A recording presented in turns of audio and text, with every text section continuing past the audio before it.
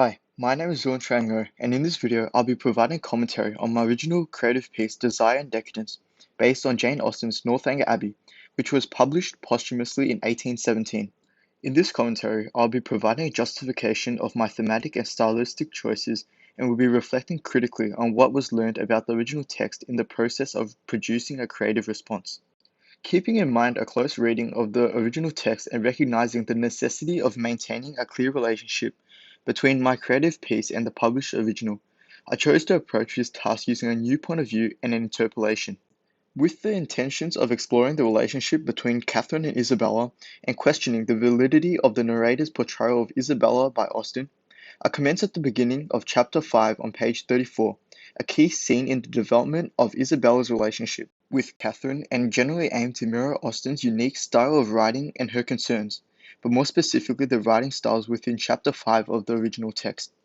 When researching Austen and the novels which she had written over the course of her life, it stood out to me that some of her most famous titles such as Pride and Prejudice and Sense and Sensibility came off the tongue really nicely but firm at the same time, using an alliteration of sorts. In addition, the titles had intricately selected words which reflected the themes and character attitudes exhibited in their respective texts. As such, I decided to title my creative piece Desire and Decadence, which reflects the characters' desires for their love or friendship to be reciprocated,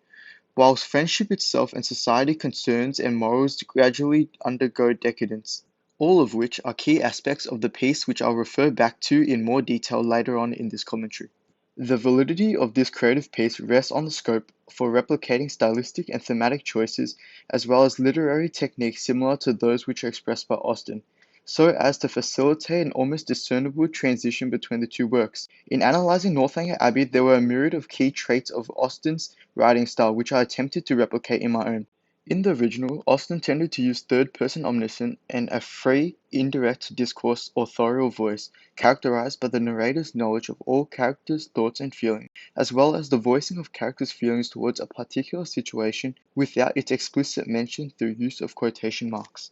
In addition, Austen had a stylistic tendency to utilize semicolons, commonly followed by and, to connect ideas, as well as a common use of etc. in the form ampersand followed by c, to emphasize ideas or lists. I wrote with a preference for such traits, which are intended to replicate authorial voice whilst enhancing the reader's perceptions of the 18th century societal concerns and question the verisimilitude of Isabella's treatment of Catherine by Northanger Abbey's narrator. The original work is constructed with particular emphasis on the cultural context of the Georgian era. Therefore, it was necessary for me to inhabit and explore social norms, expectations, and etiquettes, especially in relationship to courtship, status, and gender roles at the heart of the text. Moreover, the use of reference to types of dances such as the quadrille and ballroom etiquette, references to dress materials such as muslin and taffeta, references to popular Gothic novels, and references to street names which are accurate to the text would all help to reinforce the text's cultural identity. In addition, modifications to earlier drafts had to be made in order to retain both the vernacular of this time period and Austen's own writing style.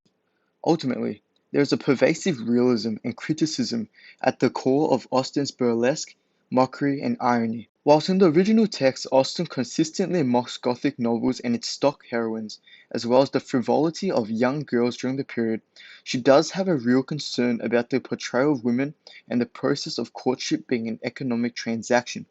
And through use of the narrator, Austen is able to voice these concerns with flexibility to quickly shift from passages of mockery and humor to a more serious criticism. Whilst the original text highlights the way in which Catherine is unfit to be a Gothic heroine, my response endeavors to amplify this societal concern by ironically emphasizing the way that Isabella is also unfit in her characteristics, and in doing so critique and highlight the way that these Gothic heroines did not well represent the young girls of this period. My interpolation, like chapter 5 of the text, aimed to reduce direct dialogue and explore multiple events briefly, relying on indirect free discourse to mock the rapid progression of the friendship between Isabella and Catherine, as well as Catherine's infatuation, but also make more serious or thorough concerns in contrast. More specifically, while Austen uses the aforementioned technique in a mocking way, the end of the chapter sees her seriously voice her own high opinions towards reading. I had attempted to mimic this same effect in Desire and Decadence by gradually contrasting the irony and mockery against a more serious authorial criticism of this period, which include etiquette, courtship, and irrational imbalance of the female dependence on men, as well as the male attitudes towards love through the narrator. In addition to these concerns, however, I felt the need in my creative piece for my own concern by hinting at society's lack of reflective consciousness, or even perhaps a true consciousness, by members of society that are not acted upon, an issue that is prevalent among every society throughout history. This is voiced through Isabella, who does notice flaws in societal conventions and values, yet due to upbringings and established culture falls into the same flaws. For in my interpolation, she too does obey etiquette despite resenting balls and frivolity, and she too seeks a gentleman who is well mannered and will provide economic security for her family. While underlying Desire and Decadence were in fact criticisms and key themes voiced through syntax, language choice, and other instances of metalanguage, which I hope did some justice to Austen's work, this literature task after all was a creative one. I'll take these final moments to explain my final and most apparent and perhaps most surface level stylistic choice, which was to recreate scenes from the novel with a more centralized focus on Isabella as opposed to Catherine. In my initial reading of Northanger Abbey and the readings thereafter, what struck me most was Austen's decision to antagonize Isabella and the way that the narrator was used to negatively spin and frame her actions, such as having to lie to Catherine in order to go on a day trip to the castle together against her. This was particularly interesting as Catherine was so obviously infatuated with Tilney. This led to thoughts that perhaps Isabella was really the heroine of the novel, forced into unfortunate events by Catherine, who only used her to soothe the pangs of a disappointed love, and was so ready to merely dispose of this friendship. Admittedly and evidently, I grew to sympathize with Isabella and how unfair it was that the narrator was subtly unreliable and biased.